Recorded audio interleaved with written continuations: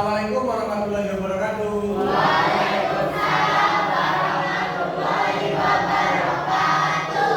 Gimana kabarnya hari ini anak? Baik. Sehat semua ya? Alhamdulillah. Oke, sebelum dimulai pelajaran hari ini, tolong ketua kelas dipimpin berdoa terlebih dahulu. Berdoa mulai.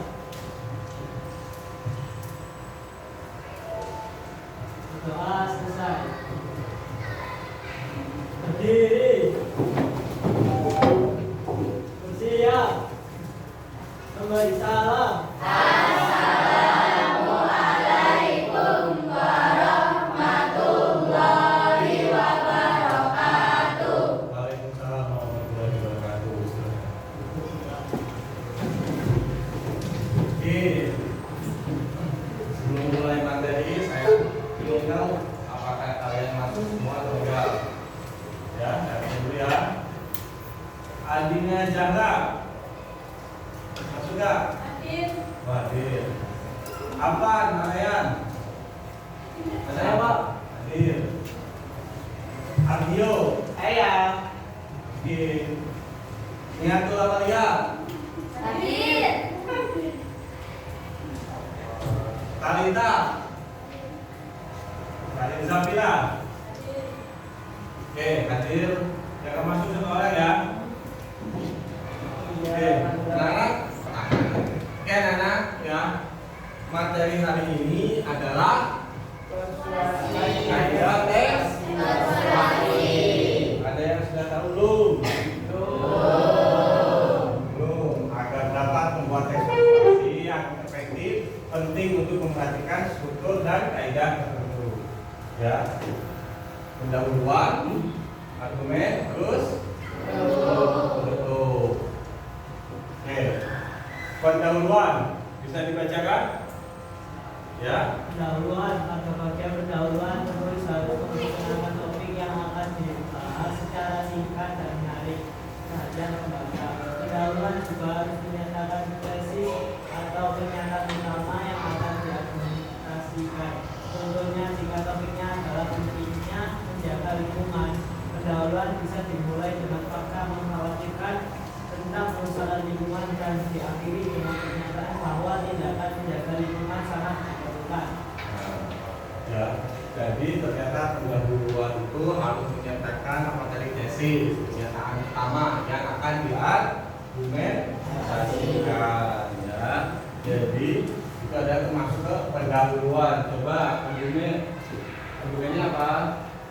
Argumen materi ini merupakan inti dari teks persuasi, di mana penulis menyajikan berbagai argumen yang mendukung tesis yang telah dikemukakan di pendahuluan. Setiap argumen harus didukung oleh bukti yang kuat, seperti data statistik, hasil penelitian, atau bukti nyata.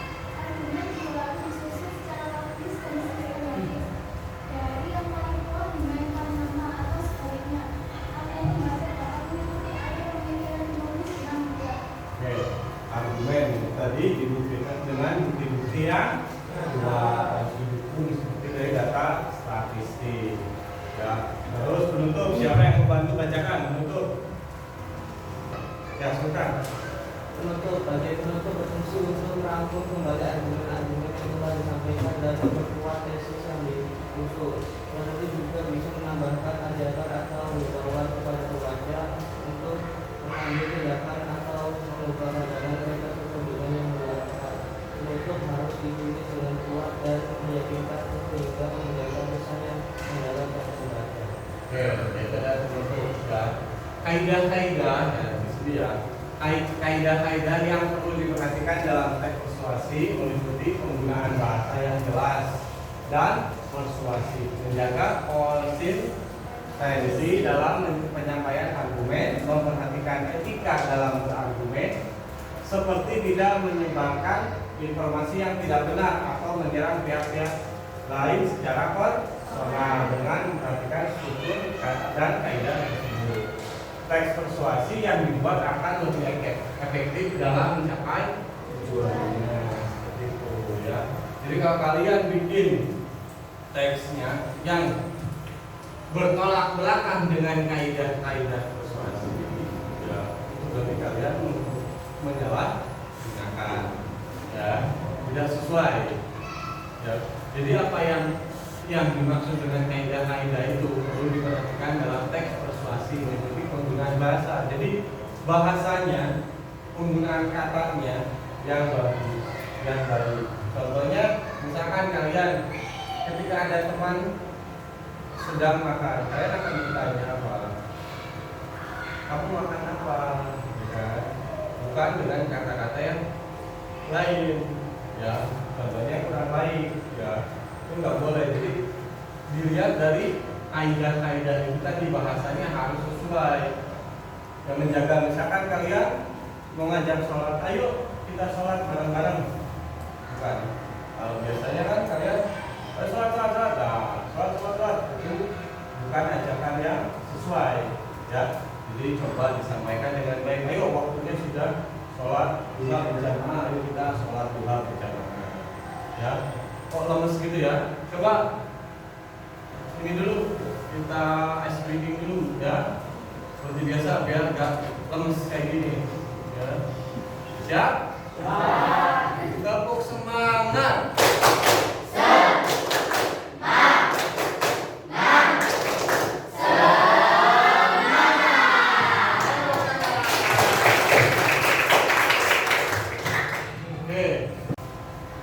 Oke, ada sampai di sini ada yang ditanyakan?